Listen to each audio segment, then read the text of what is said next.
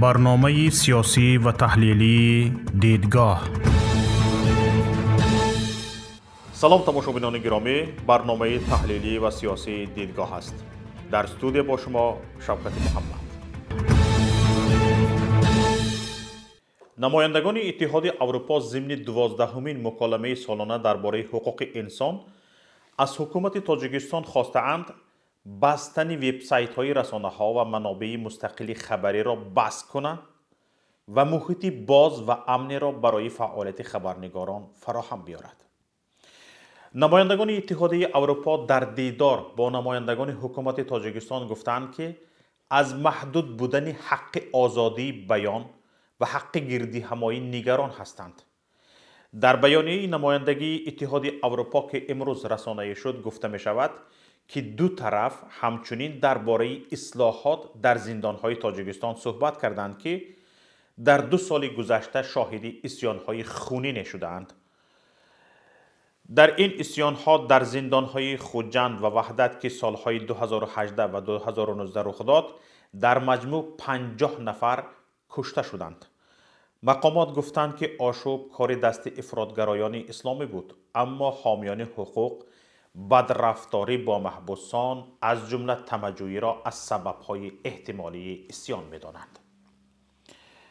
اتحاد اروپا همچنین از مقامات تاجیکستان طلب کرده است که قرارهای کمیته حقوق بشری سازمان ملل متحد و گروه کاری سازمان برای تحقیق بازداشت‌های خودسرانه را اجرا کند. یادآور می‌شویم که گروه کاری سازمان ملل متحد برای تحقیق بازداشت‌های خودسرانه قرار برآورده بود که باید 11 نفر زندانیان عضو ارشد حزب نهضت اسلامی تاجیکستان بدون قید و شرط از زندان آزاد کرده شوند و مجرمان بازداشت و شکنجهگران به جوابگری کشیده شوند. به زندانیان جبران معنوی پرداخته شود. اما تا حال این قرار سازمان ملل متحد از جانب حکومت تاجیکستان به اجرا نرسیده است. نمایندگان اتحاد اروپا به نمایندگان حکومت تاجیکستان در 12مین مکالمه سالانه درباره حقوق انسان یادرس کردند که بزرگمهر یاروف، وکیل و زندانی تاجیک، طبق نتیجه آموزش پرونده به گفته کارشناسان سازمان ملل متحد غیر قانونی و با قانون شکنی های زیاد زندانی شده است. گروه کاری سازمان ملل متحد با صدور قراره از حکومت تاجیکستان خواسته بود که بزرگمهر یاروف را از زندان آزاد کند و به او جبران زیان معنوی و اقتصادی را که دیده است بپردازد. بزرگمهر یاروف را ماه اکتبر سال 2016 با گناه‌های دعوت عمومی به تغییر حکومت، ساختکاری سند و قلابی در تاجیکستان به بیشتر از 20 سال زندان محکوم کردند. بزرگمهر یاروف و نزدیکانش میگویند که او بیگناه و برای حمایتش از حقوق اعضای ریاست حزب نهضت اسلامی تاجیکستان پس پنجره رفته است. فعالیت حزب مذکور یعنی حزب نهضت اسلامی تاجیکستان حالا ممنوع است. پارلمان اروپا هم در گذشته از حکومت خواسته بود که بزرگمهر یاروف را آزاد کند. این طلب اتحاد اروپا از حکومت تاجیکستان جهت آزاد کردن زندانیان سیاسی، وکیلان دفاع، روزنامه‌نگاران و فعالان جامعه شهروندی بار اول نیست. نه تنها اتحاد اروپا بلکه ایالات متحده آمریکا، سازمان ملل متحد، دیدبان حقوق بشر، سازمان خانه آزادی و ده‌ها سازمان‌های با نفوذ جهانی بعد آموزش مکمل پرونده‌ها و بررسی شرایط سیاسی تاجیکستان از حکومت تاجیکستان بارها طلب کردند که محدود کردن حقوق و آزادی‌های مردم باید بس کرده شود و از این کار حکومت تاجیکستان دست کشد.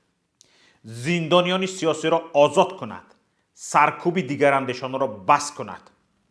اما جانب حکومت تاجیکستان با نقض عهده‌داری‌هایش همه این طلب‌ها را نادیده می‌گیرد و همان احمقی‌ها را دوام می‌دهد. هنوز سال 2017 گزارشگری ویژه سازمان ملل متحد دیوید کی شیوه رفتاری حکومت تاجیکستان را با خبرنگاران و دیگر اندیشان به شدت تنقید کرده توصیه داده بود که چنین شیوه برخورد باید دیگر شود. دیوید کی گفته بود شیوه‌ای که حکومت تاجیکستان برای تامین ثبات و جلوگیری از ناامنی پیش گرفته است نتیجه های برعکس می دهد. گزارش دیوید کی در شورای حقوق بشر سازمان ملل متحد بررسی و روز 20 ایون سال 2017 نشر شده بود.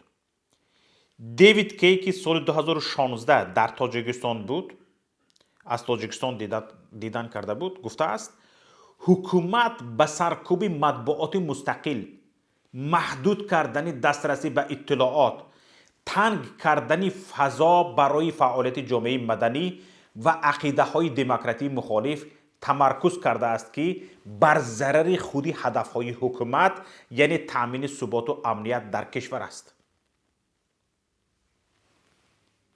این حرف ما نیست.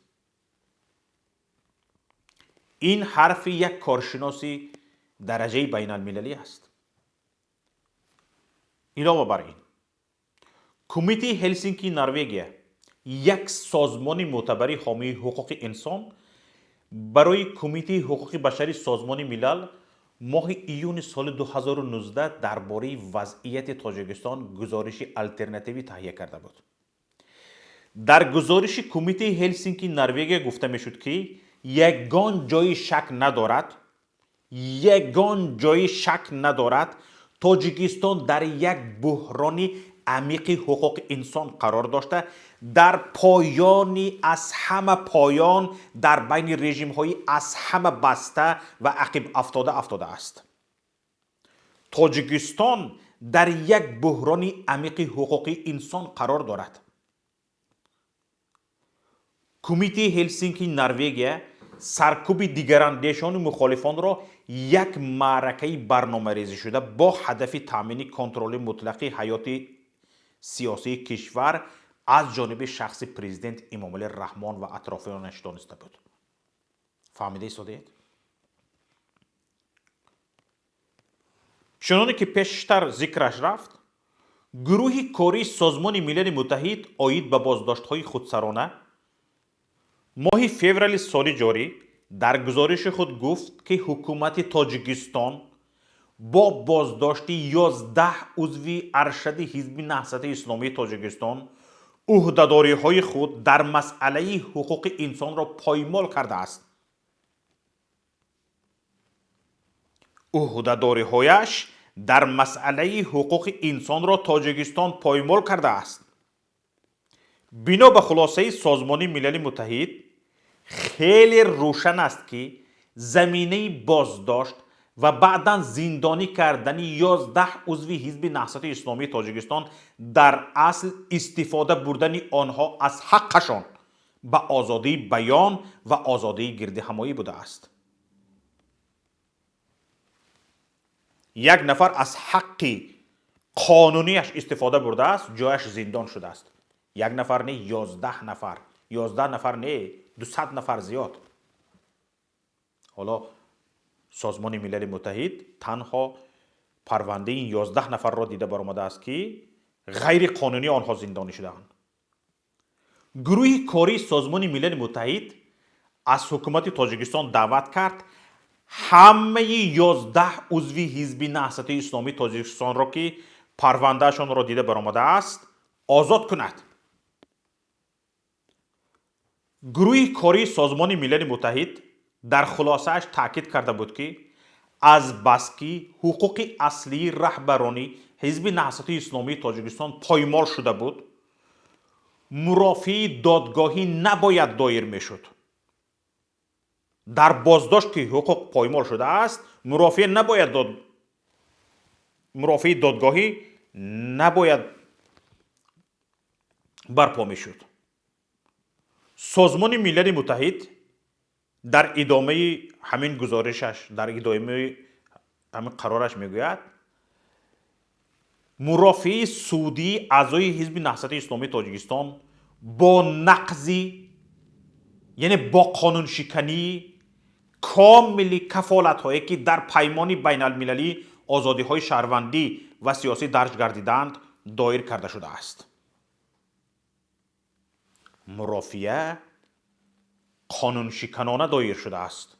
این خلاصه سازمان ملل متحد با نفوذترین سازمان جهانی که تاجیکستان اعضای آن است. نماینده دارد در سازمان ملل متحد تاجیکستان. نماینده از حزب نهضت اسلامی تاجیکستان نه، نماینده از حکومت تاجیکستان دارد سازمان ملل متحد.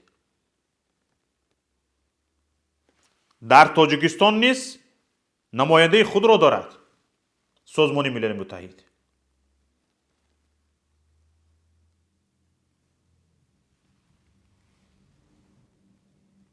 مارک گوتریج، یک کارشناس دیگر، شریک شرکت حقوقی هاگن لاورس گفته بود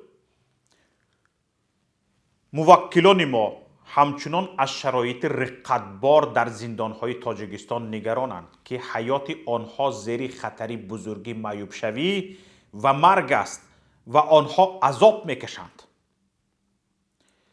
مارک گوتریچ با اشاره به گزارش سازمان ملل متحد گفته بود سازمان ملل متحد روی سببهای روشنی بشری و حقوقی تاکید کرده است که حکومت تاجیکستان باید بلافاصله اعضای حزب نهضت اسلامی تاجیکستان را از زندان آزاد کند.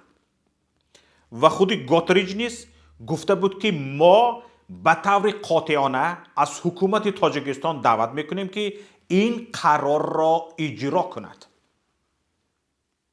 اما تا حال اجرا نشده است.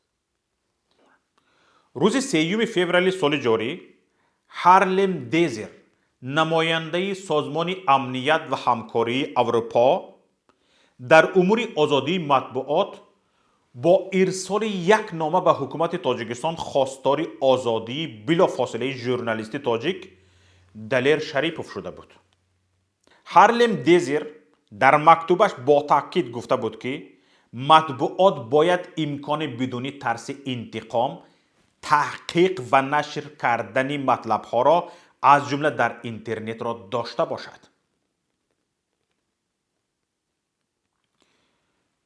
گروه کاری شورای حقوق بشر سازمان ملل متحد آید به بازداشت‌های خودسرانه با قرار خود از 1 می سال 2020 بازداشت مقصود ابراهیموف، رهبر قنات جوانان سازمان سیاسی گروه 24 را بازداشت خودسرانه و آدم دزدی عنوان کرد. آدم دزدی. 17 سال حکم زندان مقصود ابراهیموف را در تاجیکستان مجازات برای فعالیت سیاسی و برخلاف قانونهای بین المللی نامید و از حکومت‌های روسیه و تاجیکستان طلب کرد که تا قانون شکنی های خود را اصلاح کنند و مقصود ابراهیموف را بلافاصله آزاد کنند. به مقصود ابراهیموف برای بازداشت و حکم غیر قانونی تاوان پرداخت کنند. افراد گناهکار در دزدیدن ابراهیموف را پیدا کرده به جوابگری کشند. اما تا به حال نه مقصود ابراهیموف آزاد شده است و نه دلیر شریپوف. نه محمد علی حید را آزاد کرده جبران پرداختند و نه بزرگمهر یاروف، نه زی سیدوف را. 11 عضو ارشد حزب نهضت اسلامی تاجیکستان نیز تا به حال ظالمانه، غیر قانونی، بدون هیچ جرمی در زندان قرار دارند. بیگناهی آنها را سازمان ملل متحد به اثبات رساند. حکومت تاجیکستان شرمنده شد و این شرمندگی را به گردن نمیگیرد. بر ضمن این بعد این قرارهای سازمان ملل متحد بارها شکنجه شدن محمد علی حید و بزرگمهر یار و فرسانه ای شد. از بدرد پیچیدن و وخیم بودن وضع سلامتی حکمت الله سیف الله زاده، رحمت الله رجب، محمد علی فیض محمد، زبید الله رازق و دیگران چندین خبرها رسانه‌ای کردند. تا حال حکومت تاجیکستان نسبت قرارهای سازمان ملل متحد گوش را به کری و چشم را به کوری میزند. قرار سازمان ملل متحد را حکومت تاجیکستان یک عملی توصیوی می‌داند و اجرایش را حتمی نمی‌داند. حالان که طبق کنونسیون بین المللی آید به حقوق انسان و عهده‌داری‌هایش نزد سازمان ملل متحد، اجرای قرار سازمان ملل متحد به حکومت تاجیکستان حتمی است و عدم اجرای این قرارها که اجرایش بدون قید و شرط امر شده است پیامدهای بد سیاسی دارد. حالا به نظر می رسد حکومت تاجیکستان به این باور است که این همه قرارها را می تواند نادیده گیرد و سازمان ملل متحد، اتحاد اروپا، سازمان امنیت و همکاری اروپا و دیگر سازمان‌های جهانی نیز طلبات خود را فراموش می‌کنند.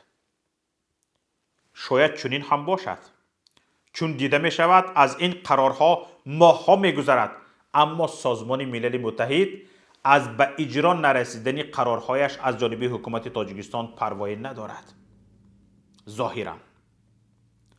اما طبق بعضی معلومات‌های دسترس شده، در حالت به اجرا نرسیدن طلبات و قرار سازمان ملل متحد، حکومت تاجیکستان و چندین مقامداران ارشد کشور را تحریم‌های جدی انتظار است. اینجا برنامه تحلیلی دیدگاه به نهایت خود رسید. تا دیدار دیگر یکایک شما را به الله می‌سپارم. خدا حافظ. برنامه سیاسی و تحلیلی دیدگاه.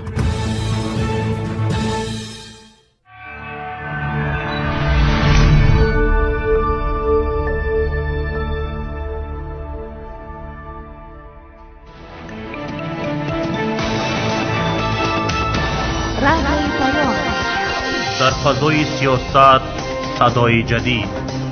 رادیوی پیام. علم، فرهنگ، نوید. رادیوی پیام.